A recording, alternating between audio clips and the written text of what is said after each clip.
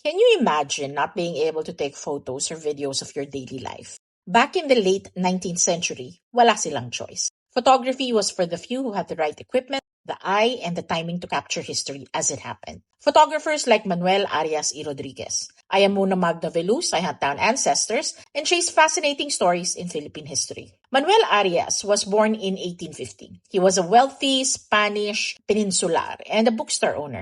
He and his brother Vicente operated Agencia Editorial, a bookstore along Calle Escolta, where Manuel also established a photography studio. Pero despite his background, sympathetic siya sa mga Pilipino. At sa bookstore nila, pwedeng makakuha ng palihim ng mga kopya ng dalawang nobela ni Rizal. Arias eventually became a war correspondent during the Philippine Revolution, supplying photographs to the Barcelona journal La Ilustración Artística from 1897 to 1900. His photographs also appeared in El Comercio and later in a book entitled Guerra Filipina. On December 30, 1896, Jose Rizal was executed at Bagong Bayan. Yung madalas nating makitang picture, si Arias ang kumuha nun. His camera captured Rizal standing with his arms bound, surrounded by Filipino and Spanish soldiers just moments before the firing squad carried out the sentence. Hindi lang siya basta kumuha ng litrato. He was recording the final moments of a man whose writings had helped awaken Filipino nationalism. Noong January 11, 1897, bumalik siya sa Bagong Bayan. This time, he photographed the execution of the 13 Martires de Bagong Bayan. His photographs captured the men before and after the fatal volleys.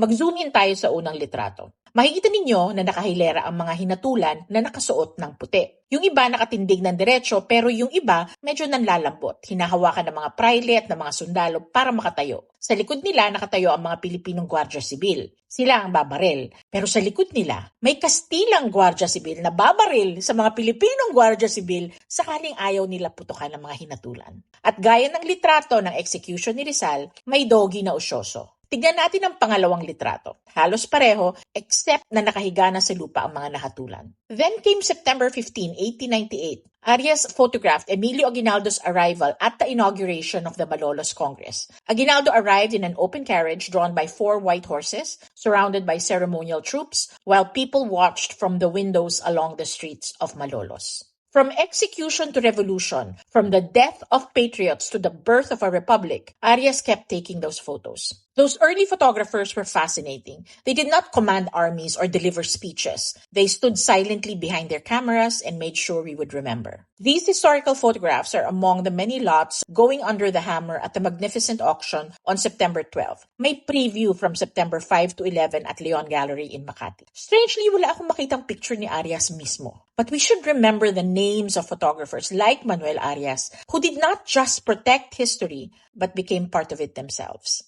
O, diba? Meow meow.